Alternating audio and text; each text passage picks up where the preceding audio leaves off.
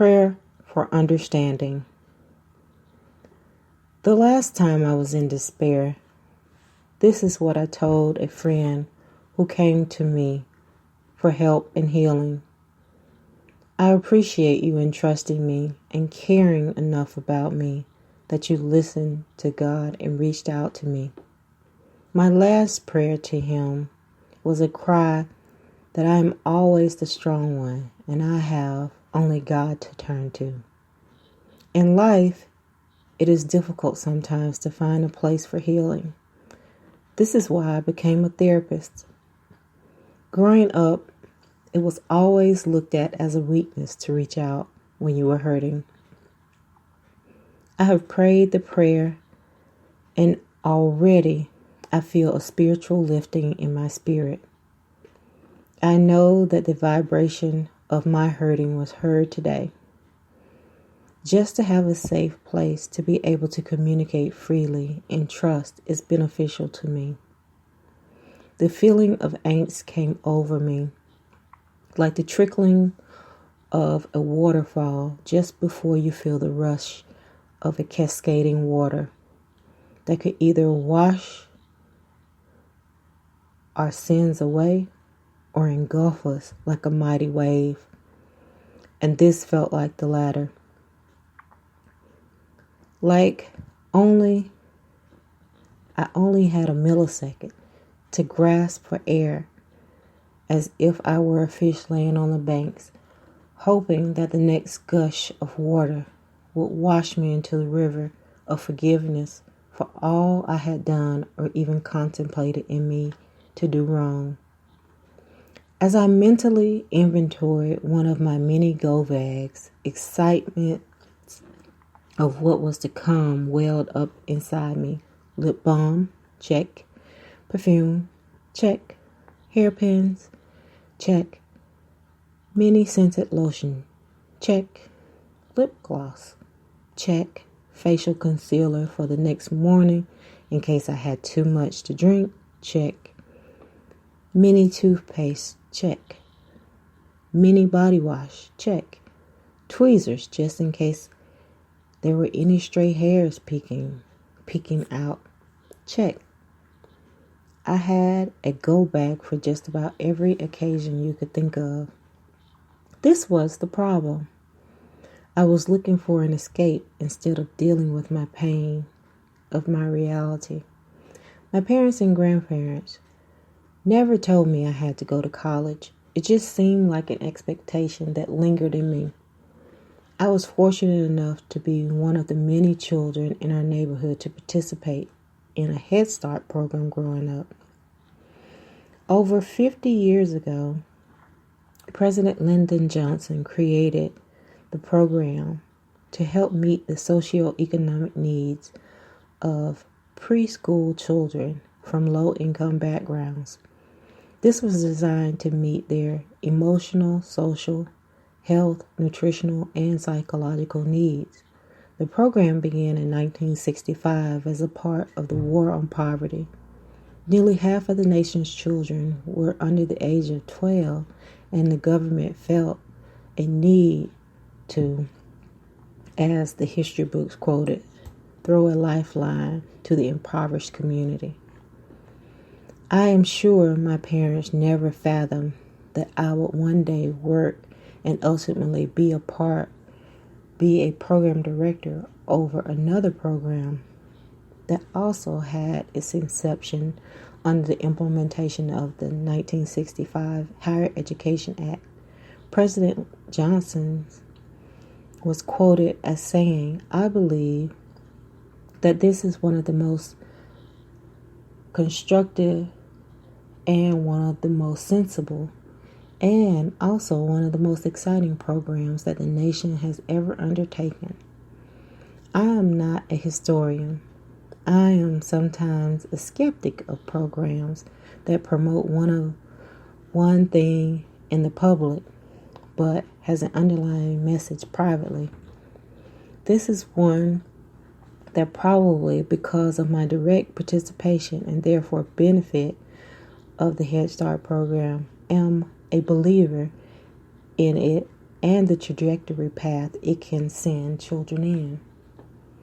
In my community, the feeling of being marginalized almost seemed perpetual, even though these programs were afforded. I was a college graduate, but I still had to choose between paying my car insurance or having to give up car insurance. The equivalent of paying a mortgage to provide health care coverage for me and my husband and I. Needless to say, we were two of the uninsured payers. It is demoralizing to think that by doing what I thought would ensure me a hopeful future and trap me with student loan debt, a mortgage, and I was still not able to quite make ends meet. I had gone through my savings several times, although I should consider myself and my family fortunate that I was able to save during those times I did. My husband is considerably older than I. He had 2 major surgeries on his quad tendons that left him out of work for almost 2 years. We didn't know he would not be able to return to his labor-intensive job he had before. Even though his job was a supervisor, was less strenuous than a laborer, he had to make sure that the job was done, and if he didn't have enough men to cover the shift, he had to do the work. No excuses. It had to be done. A year prior to his last surgery, I left my job at the university where I worked for a first-generation low-income federal TRIO program. I had become invested in the retirement pension, so I took a personal sabbatical. I began my time with TRIO as a counseling intern after I had one of my counseling rotations with a mental health facility. I wanted to broaden my scope of practice and expertise to a population that was near and dear to me, so I was able to secure a spot as an intern for the Outward Bound program at Troy University. The history of TRIO began with the Economic Opportunity Act of 1964, again as a direct action on the war on poverty.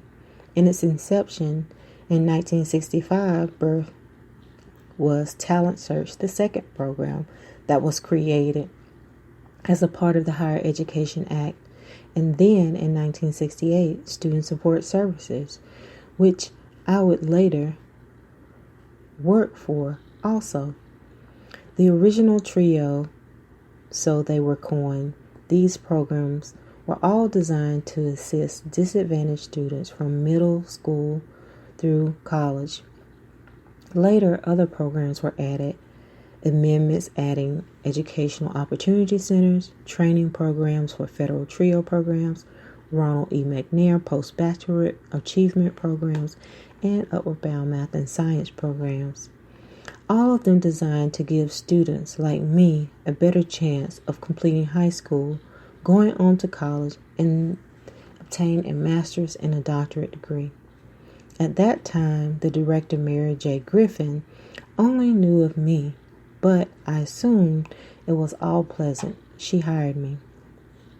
I worked within the university setting for over 15 years. It was always within the fabric of who I was. The residue of the first spark in me from Head Start was still there after all these years. When I looked at those students, I saw myself. I wanted to give them the guidance and care I was not able to obtain. Even though TRIO was in my hometown, I was never able to participate in any other programs besides Head Start. The decision to take a sabbatical was riddled with reasons why. Why, after all this time, was I thinking of leaving a program that had done so much for the students just like me? It boiled down to this. I wasn't making enough money to make my monthly bills. I was overworked and undervalued. My staff had lost their fight to make a difference in the lives of the students, and I was completely burned out. I had tried unsuccessfully to have my student loans forgiven. Even though I had did all that was required, I still was denied loan forgiveness.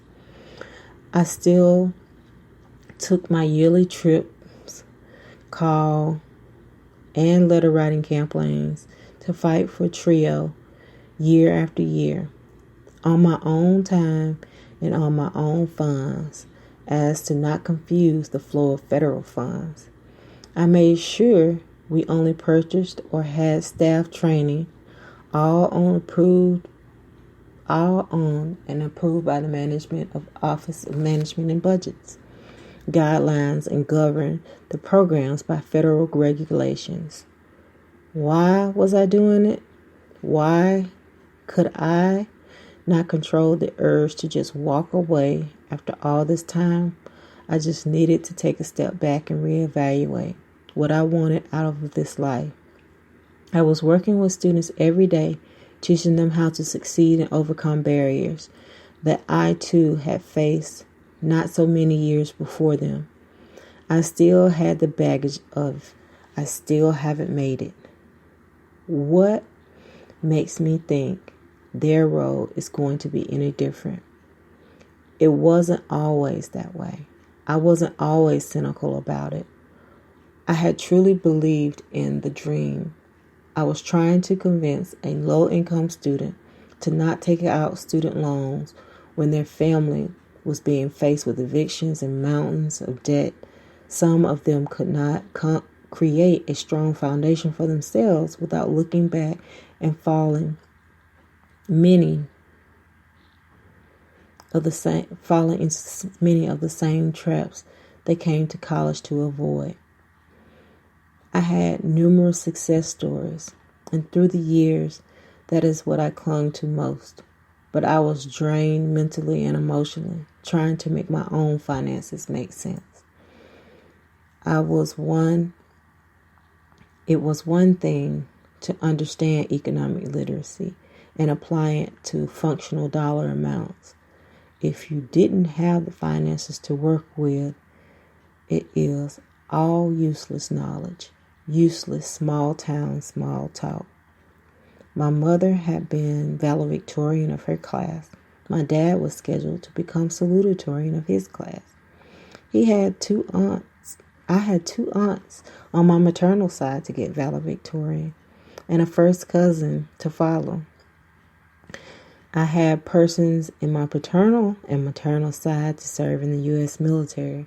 I had a brother, Mario, who had recently retired from the U.S. Navy. And we lost my brother, Sergeant Carl Ray Fuller, in Iraq in 2005 at the age of 44. My family was not perfect by any means, but they were perfect for me. I still longed for something more, something I still had not yet mastered. So many in my community were happy just to be working and know I was one of the blessed ones. Here I was contemplating leaving just because I couldn't survive with the pay. I knew I had survived enough financial plans to see our boat was sinking. Not fast, not at a dripping pace, but a slow, steady stream. I needed to jump ship or drown. After all, the point of the TRIO program, from my perspective, is to hopefully one day work yourself out of a job, and I felt we were extremely close to reaching that goal. Now the government needed to redefine the goal, and I needed to redefine my life.